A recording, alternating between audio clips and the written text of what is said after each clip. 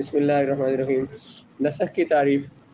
نسخ کے دو معنی الازالۃ، لغوی معنی ازالہ ہے، جیسے کہتے ہیں نسخت الشمس الظل، ختم کر دیا سورج نے الظل سایہ۔ نقل بھی اسی سے ہے، یعنی نقل کا اور نسخ کا معنی ایک ہی ہے۔ جیسے کہتے ہیں نسخت الکتاب، میں نے کتاب کو نقل کیا۔ نقل کیا مطلب دیکھ کے کسی کو لکھنا، ایک چیز سے دوسری، ایک جگہ سے دوسری جگہ کسی چیز کو منتقل کرنا۔ نسخت الکتاب کو میں نے ادھر سے دیکھ کر تو کتاب کے اوپر لکھا ہے، تو اس کو کہتے ہیں نقل کرنا۔ گویا کہ ناسخ بھی منسوخ کو زائل کر دیتا ہے۔ نسخ کا معنی کیا تھا؟ زائل کرنا۔ جو ناسخ ہوتا ہے، بعد والا کلام جو ہوتا ہے، پہلے والے منسوخ کلام کو کیا کر دیتا ہے؟ زائل اور ختم کر دیتا ہے، اور اسے دوسرے حکم کی طرف پھیر دیتا ہے۔ دو معنی کیے نا، ایک پہلا معنی زائل کرنا، تو کہتے ہیں کہ جو لغوی معنی دو تھے، زائل کرنا اور ایک تھا نقل کرنا، ایک جگہ سے دوسری جگہ منتقل کرنا۔ تو جو ناسخ جو ہوتا ہے یہ منسوخ کو زائل کر دیتا ہے، یعنی یہ لغوی اور اصطلاحی معنی میں مناسبت بیان کرنے کی اس کام کو نسخ کیوں کہا جاتا ہے۔ بلکہ اگلی تعریف پڑھ لو پھر دیکھتے ہیں۔ شارع کا اپنے پہلے حکم کو بعد والے حکم کے ذریعے اٹھا لینا اور زائل کر دینا نسخ کہلاتا ہے۔ شارع کون ہے؟ اللہ تعالیٰ اور رسول اللہ علیہ وسلم جو شریعت کے مالک ہے۔ تو شارع کا اپنے پہلے حکم کو بعد والے حکم کے ذریعے اٹھا لینا، ختم کر دینا، زائل کر دینا، اس کو نسخ کہتے ہیں۔ تو اب وہ جو لغوی معنی کیا تھا نسخ کا معنی زائل کرنا، تو کہتے ہیں یہ جو اصطلاحی اور لغوی معنی مناسبت کیا ہے کہ قرآن کے یا حدیث کسی حکم کے بدلنے کو، اس کے منسوخ ہونے کو، اس کو منسوخ ہونا، حکم کے بدلنے کو منسوخ ہونا اس لیے کہتے ہیں کہ نسخ میں بھی تو یہی ہوتا ہے کہ پہلے حکم کو زائل کر دیا جاتا ہے، اسے اٹھا لیا جاتا ہے، اسے بدل دیا جاتا ہے۔ اس وجہ سے شارع کا اپنے پہلے حکم کو بعد والے حکم کے ذریعے نسخ کہلاتا ہے۔ ناسخ اور منسوخ کی اہمیت، دشواری اور اس کے ماہر علماء۔ ناسخ اور منسوخ کتنا اہم علم ہے اور کتنا مشکل ہے۔ ناسخ اور منسوخ احادیث کی معرفت کا فن بہت ہی مشکل اور اہم ہے۔ کون سی حدیث ناسخ ہے، کون سی منسوخ ہے، یہ اس کا علم جو ہے بہت ہی مشکل اور اہم ہے۔ ناسخ کو منسوخ سے پرکھنے نے علماء کو تھکا دیا اور عاجز کر دیا۔ یعنی ناسخ اور منسوخ روایات کو جاننا اور ان کی پہچان کرنا اتنا مشکل کام ہے کہ جس سے ماہر علماء جس سے تھک گئے اور پریشان ہو گئے۔ یہ امام زہری کا قول ہے۔ وہ فرماتے ہیں کہ جو محدثین ہیں، جو ماہر حدیث علماء ہیں، وہ بھی اس فن کو بہت مشکل سمجھتے ہیں۔ اس فن کے ماہر علماء میں مشہور ترین سیدنا امام محمد بن ادریس الشافعی رحمۃ اللہ تعالی علیہ ہیں۔ آپ نے اس میدان میں کافی مہارت اور سبقت حاصل کی ہے۔ ابن وارا جب مصر آیا تو امام احمد، یہ کوئی بادشاہ ہوگا یہ کچھ، یا امام احمد بن حنبل نے ان سے پوچھا کیا تم نے امام شافعی کی کتابیں بھی نقل کی ہیں؟ اس کا مطلب یہ کوئی کاتب تھا، ابن وارا لکھنے والا۔ آپ نے پوچھا امام احمد بن حنبل نے، جو کہ امام شافعی کے شاگرد ہیں، کیا تم نے امام شافعی کی کتابیں بھی نقل کی ہیں؟ تو کہنے لگا نہیں۔ فرمایا تو نے بہت بڑی کوتاہی کی ہے، کیونکہ ہمیں مجمل اور مفسر اور ناسخ اور منسوخ کا علم تب ہوا جب ہم نے امام شافعی کی صحبت اختیار کی، جب ان کے شاگرد بنے، ان کے بارگاہ میں بیٹھے، تو پھر ہمیں پتہ چلا کیا مجمل اور مفسر، ناسخ اور منسوخ کا علم تب ہمیں ہوا۔ ناسخ اور منسوخ کی معرفت کس طرح ہوتی ہے؟ ناسخ اور منسوخ کی پہچان کیسے ہوتی ہے؟ یا تو رسول اللہ علیہ والسلام خود وضاحت فرما دیں، اس سے ناسخ اور منسوخ کا پتہ چلتا ہے۔ جیسے کہ صحیح مسلم کی حدیث ہے، رسول اللہ علیہ السلام نے فرمایا کنت نہیتکم عن زیارت القبور، میں نے تمہیں منع کیا تھا قبروں کی زیارت کرنے سے، قبروں پر جانے سے۔ الا فزوروها، زوروا امر کا صیغہ ہے، تم قبروں کی زیارت کیا کرو۔ حضور نے کیا فرمایا؟ پہلے میں نے تمہیں منع کیا تھا قبروں پر جانے سے، اب خود حکم بدل رہا ہوں کیا اب قبروں پہ، تو خود رسول اللہ کے فرمانے سے پتہ چل گیا کہ یہ والا حکم قبروں پہ جانے سے منع کرنے والا حکم کیا ہے، منسوخ ہو چکا ہے۔ یا کوئی صحابی بیان کرے، جیسے جابر بن عبداللہ رضی اللہ تعالیٰ عنہ کا فرمان ہے کہ رسول اللہ علیہ والسلام کا دو امور میں سے، دو عادات میں سے، دو کاموں میں سے آخری کام یہ تھا کہ آگ کی پکی ہوئی چیز سے وضو کی تجدید نہیں فرماتے تھے۔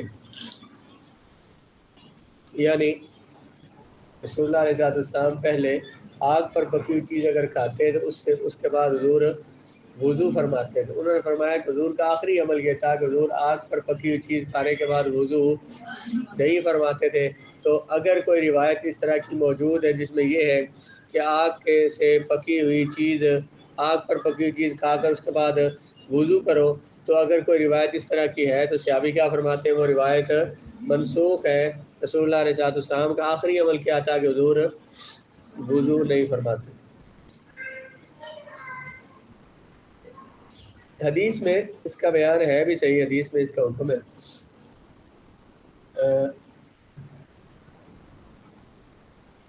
حضرت ابو ہریرہ رضی اللہ تعالیٰ عنہ حدیث بیان کرتے تھے کہ آگ پر پکی کوئی چیز کھائے تو وہ وضو کرے۔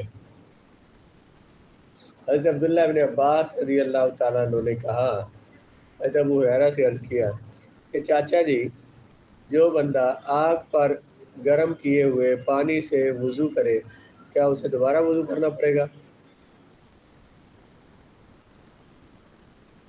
آگ سے گرم کیے ہوئے پانی سے وضو کرے گا تو کلی کرے گا نا، کلی کرے گا تو منہ میں پانی کا ذائقہ جائے گا نا۔ تو وہ جو چیز بندے نے کھائی تھی اس سے بھی تو ذائقہ ہی گیا تھا، وہ جو آگ پہ پکی ہوئی چیز کھائی تو وضو کا حکم ہے، اس سے بھی تو ذائقہ ہی گیا ہے، اس سے بھی گرم پانی کا ذائقہ ہی جاتا ہے۔ تو جس نے گرم پانی سے وضو کیا ہو تو دوبارہ وضو کرے گا کیا؟ اس کا وضو کوئی نہیں ہوا۔ تو آگے کہتے ہیں میں حدیثیں سناتا تو آگے سے بڑی باتیں کرتا ہے، چپ کر، حضرت ابو ہریرہ نے فرمایا۔ تو وہ پھر اس لیے یہ جو حکم ہے نا حدیث میں، یہ حکم پورا وضو کرنے کا نہیں ہے۔ آگ پہ پکی ہوئی چیز کھائیں تو وضو کرنے کا مطلب اس کا مطلب وضو لغوی ہے، ہاتھ دھونا اور کلی کر لینا، کہ وہ تو ہر کھانے کے بعد حکم ہے، وہ کرنا چاہیے۔ کبھی تاریخ کے ذریعے ہمیں کسی روایت کے منسوخ ہونے کا علم ہوتا ہے، جیسے شداد بن اوس کی حدیث ہے، فرمایا افطر الحاجم والمحجوم، جس نے پشنا لگایا اس نے بھی روزہ توڑ دیا، افطار کر دیا، والمحجوم، جس کا پشنا لگایا گیا اس نے بھی اپنا روزہ توڑ دیا، یعنی دونوں کا روزہ ٹوٹ گیا۔ پشنا لگانا کیا ہوتا ہے؟ خون نکلواتے ہیں، کیسے؟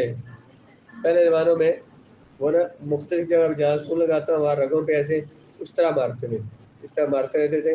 یہ جو نائی ہے نا، اس طرح کے جو ان میں حکیم بھی لوگ ہوتے تھے نا، وہ جو اس طرح کے جو کسی کو اگر زخم ہو جاتا کہیں پہ بڑا کوئی ہو گیا، بڑا سا جیسے دانہ نکل آتا ہے، اس کے وہ کٹ لگاتے تھے، اسے کہتے تھے چیرا دینا اسے، تو اس سے اندر سے وہ پی وغیرہ نکالنا اور اس طرح سے اس کے اوپر دوائی لگا دینا۔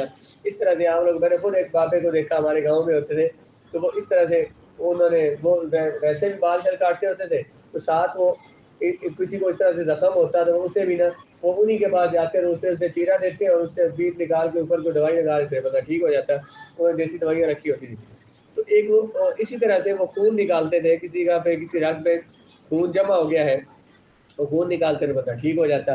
اب اس کے جدید طریقے آگے سے حجامہ بولتے ہیں اسے، کہ وہ کپ سے لگاتے ہیں، وہ نا ڈاکٹر عام طور پر اس پہ پہلے کوئی کریم لگاتے ہیں، اس کے اوپر وہ جلد نرم ہو جاتی ہے، پھر اس پر کپ لگاتے ہیں، وہ ایک اس طرح پلاسٹک کے ہوتے ہیں، وہ اس کے اوپر چمٹ جاتا ہے، وہ پھر ساتھ مشین کے ساتھ وہ لگا ہوتا ہے، جیسے وہ ہوتی ہے نا یہ الٹرا ساؤنڈ والی مشین ہوتی ہے، اس طرح کی مشین ہوتی ہے، اس کے ساتھ پائپ لگے ہوتے ہیں، ادھر سے وہ مشین چلتی ہے تو وہ اس سے آہستہ آہستہ اس میں وہ خون اس میں کھینچنا شروع ہو جاتا ہے، وہ اس میں بلبلے اٹھتے ہیں پانی خون کے، اور خون اس کپ میں جمع ہو جاتا ہے، پھر وہ جتنا مناسب وقت ہوتا ہے اتنا وقت وہ اس میں خون نکالتے ہیں، تو اس طرح سے وہ حجامہ کیا جاتا ہے، اس کو حجامہ بولتے ہیں۔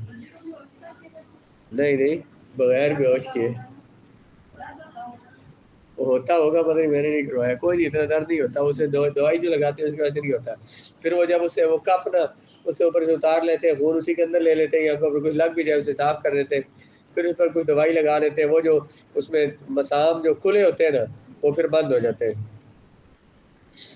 یہ دیکھیں یہ چھوٹے جو سوراخ ہے مسام ہے، انہی سے پسینہ بھی آتا ہے، انہی سے وہ خون نکلتا ہے، لیکن وہ مسام کھل جاتے ہیں اس دوائی سے، تو پھر اسے آخر میں پھر کچھ لگا کے اسے بند کر دو۔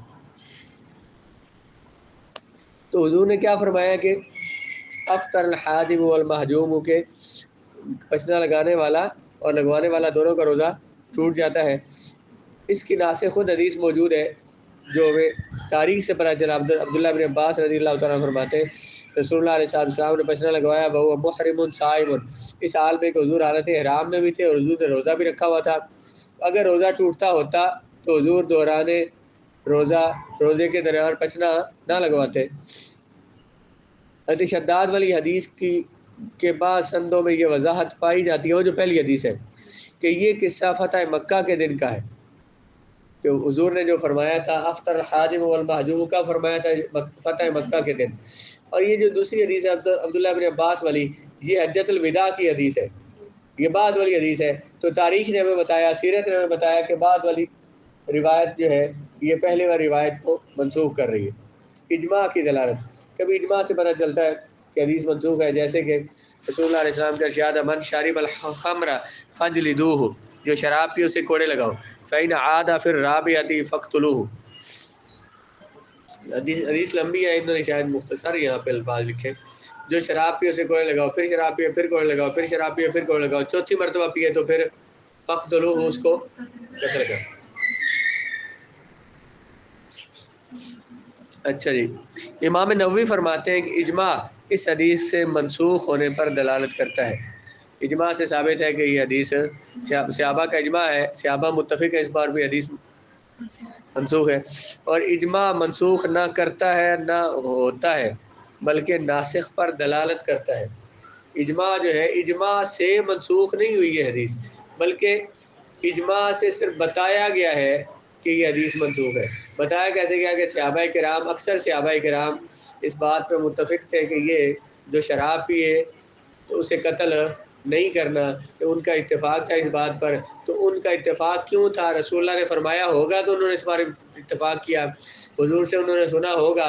تو اجماع جو ہے یہ نسخ کے بارے میں بتاتا ہے، حدیث کو منسوخ نہیں کرتا، حدیث کے منسوخ ہونے کے بارے میں ہمیں بتاتا ہے، علم دیتا ہے۔ ناسخ و منسوخ حدیث الاعتبار فی الناسخ و منسوخ، ابو بکر محمد بن موسیٰ حازمی کی کتاب ہے الناسخ والمنسوخ، امام احمد بن حنبل کی کتاب ہے تجرید الحدیث المنسوخہ، یہ امام عبد الرحمن ابن جوزی کی کتاب ہے۔ جی، قرآن میں یا حدیث میں کچھ بھی ناسخ اور منسوخ نہیں ہے، بعض لوگ یہ کہتے ہیں۔ اس کی وجہ یہ کہ وہ کہتے ہیں کہ پھر اس کا مطلب تو یہ ہوا کہ پہلے اللہ نے حکم نازل کیا تو وہ حکم صحیح نہیں تھا، اس کو بدل دیا، کیا اللہ تعالیٰ کو علم نہیں تھا؟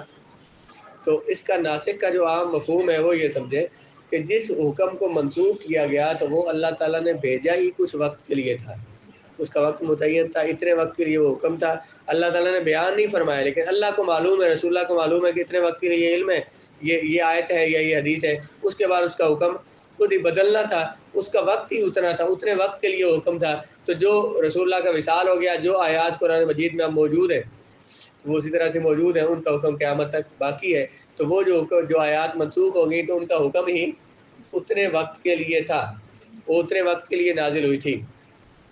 صحابہ فرماتے ہیں بہت ساری بڑی لمبی صورتیں ہمیں یاد تھیں، ہم رات کو سوئے صبح اٹھے تو ہمارے ذہنوں سے وہ غائب ہو چکی تھی، کہ جو اللہ تعالیٰ نے منسوخ کرنی تھی منسوخ ہو گئی۔ تو ان کی مدت ہی اتنی تھی، ان کے احکام اتنے زمانے تک ان پر عمل ہونا تھا، پھر اس کے بعد ان کا مدت زمانہ ختم ہو گیا، اس لیے وہ منسوخ ہو گئی۔